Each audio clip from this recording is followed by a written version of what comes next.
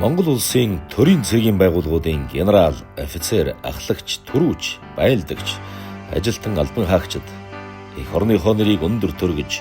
хэлийн чамдад үүргээ нэр төртөгөөр гүйцэтгэж буй сэнхэр дуулахтан энхийг сахиулагчид, батлан хамгаалах салбар, зэвсэг түвшинд үр бүтээлтэй ажиллаж ирсэн бэлтгэл болон чөлөөнд байгаа ахмад дайчид, үндсэн хуулиар хүлээсэн иргэний цэргийн үүргээ биелүүлж,